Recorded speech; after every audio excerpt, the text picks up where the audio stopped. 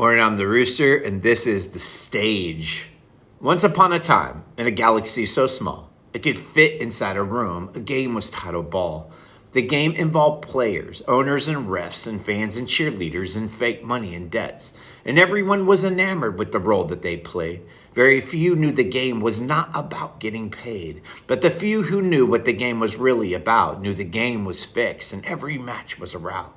The strength of the few was found in their silence and their quiet observation of the protests and riots. The roster was vast and the rules were all filled. To the few, the game got boring, so they started changing the bill. There were freaks and geeks and nerds and trannies, gays and saints and children and nannies and women and men and girls and boys and places and patterns and silence and noise. And players obsessed with the colors and positions, uniforms and travel and social conditions. And the few named the captains and who was in charge of moving the masses to get the ball through the yard. But the game had a secret that only few know, that the masses kept score, and that's the game's only goal. Keep the masses distracted, keep their hands busy playing the game. Now the goal is new cities, where the players can live and think that they matter. While they run in place, they think they're climbing a ladder. But the ladder reached nowhere. Behind each door was nothing. In the kitchen, no food, no books in the study.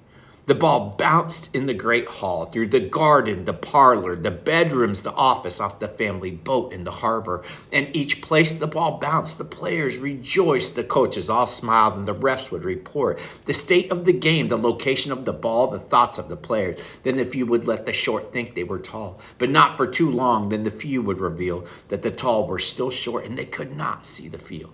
Then the few would change all the rules, like changing the seasons from hot to cold for their own selfish reasons. The few would ask questions that the players can't hear because the players were lost analyzing their fears.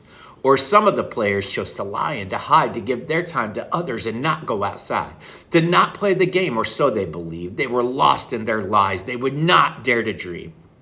So the few told them the rules and gave them the system. It all looked different, but it's the same game the few give them. The game's always played and the stage is the same. The set may look different on different days. Sometimes players sit, sometimes players play. Some coaches retire and refs go away, but the game just continues. The ball always bounces and rolls and ricochets off corners of houses.